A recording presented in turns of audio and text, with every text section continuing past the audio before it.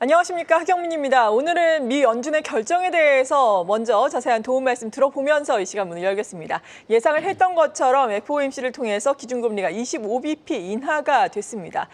미국 증시 상당히 간밤에도 좋았는데 자세한 내용 들어보도록 하죠. 오늘 이 시간 아임증권의 박상현 전문위원 전화로 연결되어 있습니다. 안녕하십니까? 예, 안녕하세요. 네, 먼저 트럼프 당선 이후에 FOMC에서 얼마나 기준금리를 인하하느냐보다는 25bp 인하가 우세적이었으니까 파월 연준의장이 과연 기자회견에서 어떤 발언을 할 것인가가 관건이었잖아요. 이 부분부터 정리를 해주시죠. 예, 결론적으로 말씀드리면 조금은 특별한 게 없었고요. 그러한 측면에서 보면 사실 좀 밋밋한 어떤 11월 FOMC 또 기자회견이 아니었나라는 좀 생각을 하고 있습니다.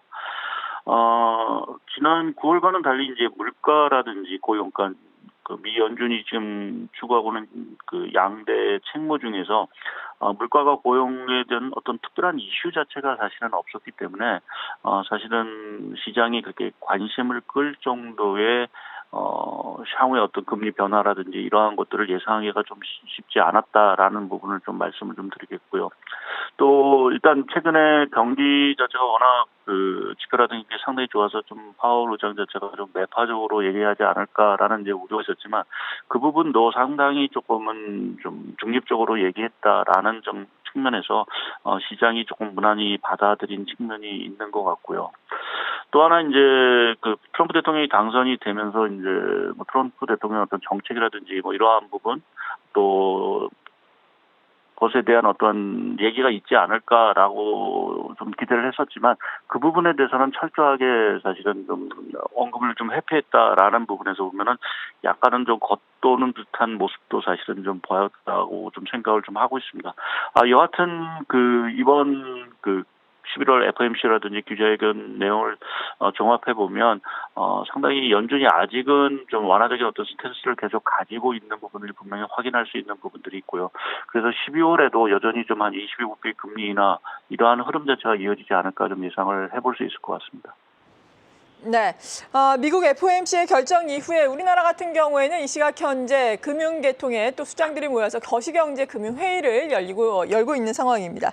국내 물가 상승률 같은 경우에는 지금 1% 초반대까지 내려가 있는 상황인데 앞으로 한국은행의 선택은 어떻게 될까요? 결론적으로 말씀드려서 11월은 동결이 여전히 조금 유력해 보이는 상황들입니다. 트럼프 대통령이 당선이 되면서 이제 여러 가지 국내 경기에 닥칠 리스크 자체가 상당히 좀 많아진 것은 이제 분명하고 또 그것이 국내 성장률 둔화 압력으로 좀 이어질 수 있다라는 어떤 우려가 사실 커진 거는 좀 사실인 것 같습니다.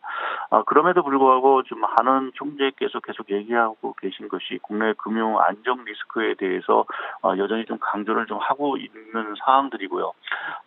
또 한 가지는 이제 국내 성장률과 관련돼서 이제 3분기 성장률이 다소는 쇼크를 좀 기록하면서 올해 연간 성장률이 하향 조정되긴 하겠지만 그래도 잠재 성장률 이상의 어떤 성장을 유지할 거다라는 부분을 계속 강조한다라는 측면에서 보게 되면 현재 어떤 금리 기조를 계속해서 유지하지 않을까라는 좀 생각을 하고 있고요.